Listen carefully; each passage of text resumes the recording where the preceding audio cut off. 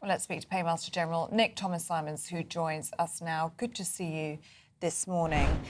Let's start with Ricky Jones, shall we? The suspended Labour councillor. He has been arrested. I know we're limited about what we can say, but for allegedly talking about the rioters, saying that they are disgusting, nothing fascists.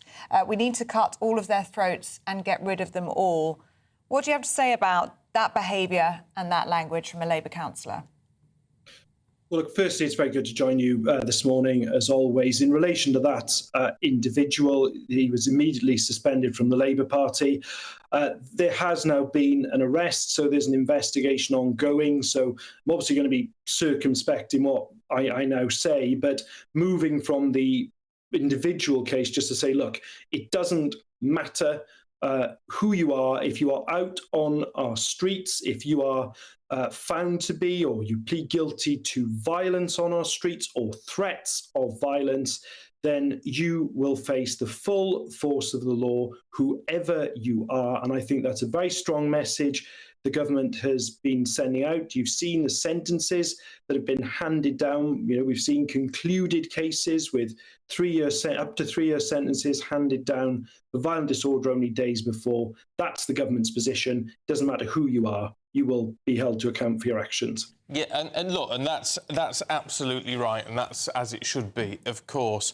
But can we talk about semantics a little bit? Because language actually is hugely important in all of this, and I wonder if that's been fully acknowledged, because, again, not talking about this particular case, but someone who perhaps did something similar, right, and being dealt with, quite right, but we're not calling them far left, are we? And yet anyone else who's actually seems to be showing dissatisfaction at the moment, and never mind the thugs, and we're not trying to defend anybody who's committing criminal damage or criminal behaviour, but it's been problematic calling people far right, hasn't it? Because that's labelling a group of people, a lot of whom don't feel they fit into that particular box. So I wonder if the government needs to consider its language a bit more carefully.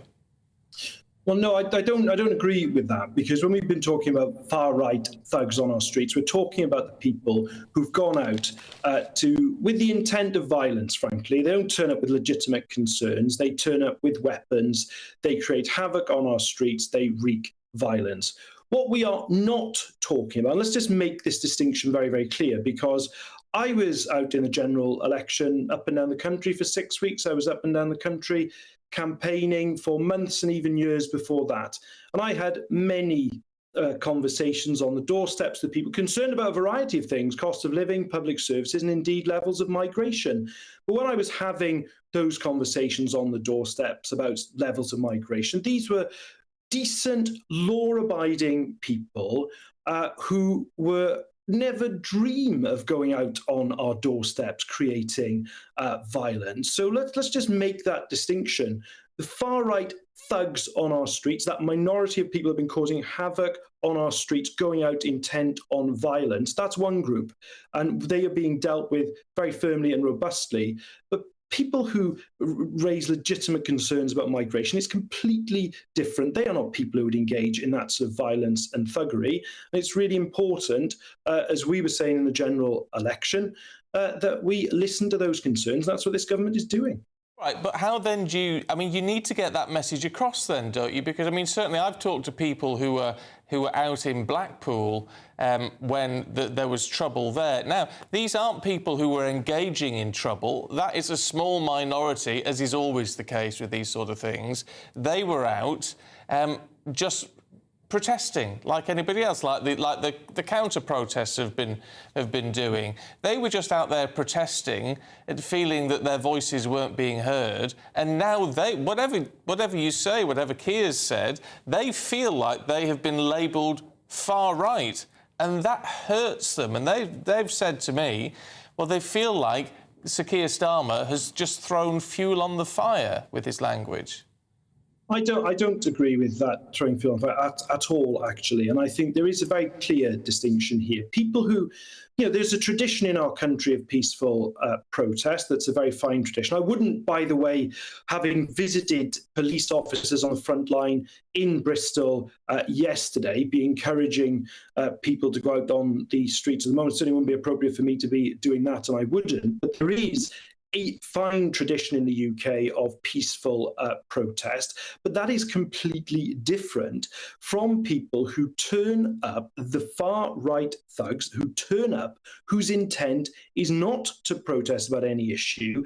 Their intent is to bring about havoc. Their intent is to commit criminal offences, and we've seen them going out committing criminal offences, and they will be dealt with appropriately, as we've been seeing. And in addition to that, we will also, as well as the criminal justice system dealing with them quickly and robustly, there will also be these additional thousands of specialist police officers available, who we thank them for the work that they are doing. Hugely important to have that visible presence on our street to deter people, but to reassure communities as well. And the government is in that heightened state of readiness now going into the weekend.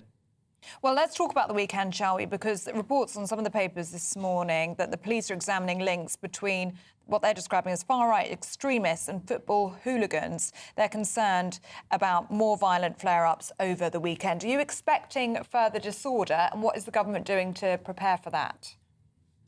Well, the government is vigilant going into the weekend. I think that it's really important that there is now no let-up in the strategy we've been using to send out a very clear message. We will not tolerate a breakdown of law and order on any of our streets anywhere. Going into the weekend, I'd expect the sentences and the cases being dealt with in our criminal justice system to continue day by day, and we'll ensure that there are contingency plans to make sure that that is the case in terms of, for example, the number of Crown prosecutors making charging decisions and how quickly courts have capacity to then deal with people.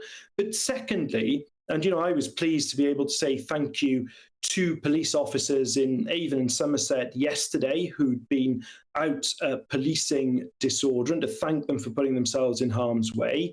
We are again looking to our frontline police on the weekend. Indeed, these additional officers will continue to be available, thousands of officers able to be deployed up and down the country. We're very much keeping them on high alert going into the weekend, doing everything we can to keep people safe.